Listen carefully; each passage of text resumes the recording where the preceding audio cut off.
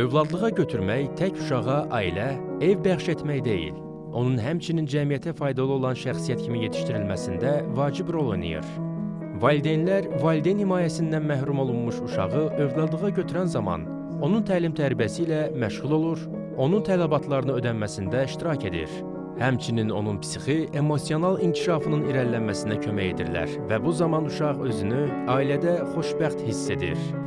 Övladlığa götürmə ailə məcəlləsi ilə tənzimlənir.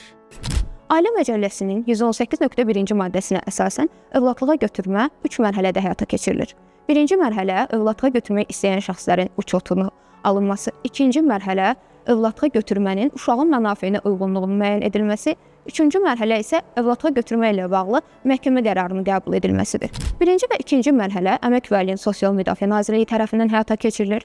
Belə ki, övladlığa götürmək istəyən şəxslər Nazirliyə müraciət edir və əgər Ailə Məcəlləsinin 120-ci maddəsində sadalanan tələblərə cavab verirsə, onlar uçota alınırlar. İkinci mərhələ isə valideyn namizədlərin müsahibə aparmaq, onların maddi məişət şəraitini müayinə etmək, onları təlimlərə cəlb etmək, eləcə də övladlığa götürmək istəyən şəxslərə uyğun uşağın seçimi, övladlığa götürmək istəyən şəxslərlə uşağın müəssisədə görüşünün təşkili, sınaq müddəti ilə uşağın övladlığa götürmək istəyən şəxslərin evində yerləşdirilməsi və nəticədə Nazirliyin övladlığa götürmənin uşağın mənafeyinə uyğunluğu barədə rəy verilməsi ilə yekunlaşır.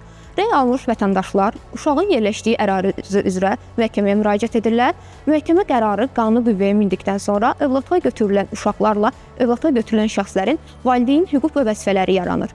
Belə ki, əgər uşaq 7 yaşına çatmışsa, uşağın fikri alınır və nəzərə alınır.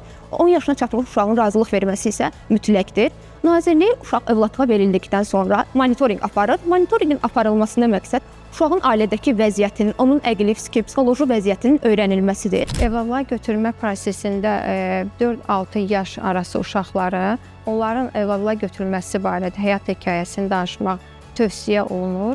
Bəzən valideynlər bundan çəkinirlər, düşünürlər ki, övladlığa götürmə barədə onlara məlumat versələr, münasibətlərinin korlanmasına səbəb olar.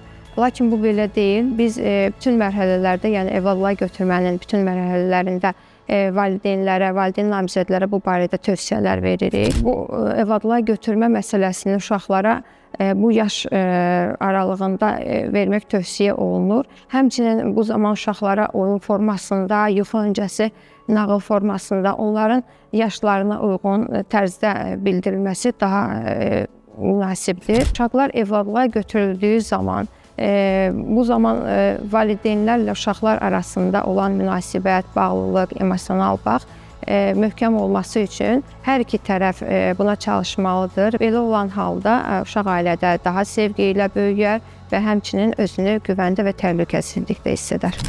Qanunvericilikdə övladlığa götürmənin stimullaşdırılması məqsədi ilə əlavə tədbirlər də öz əksini tapıb. Övladlığa götürmək istəyən şəxslərə övladlığa götürülən sağlam uşaqlar üçün 240 manat, əlilliyi müəyyən edilmiş uşaqlara görə isə 600 manat sosial müavinatlar verilir. Valideyn himayəsindən məhrum olmuş uşağa qayğı göstərən uşaq evləri, sosial xidmət müəssisələri olur və burada uşaqlar kollektiv qayğı ilə əhatə olunurlar.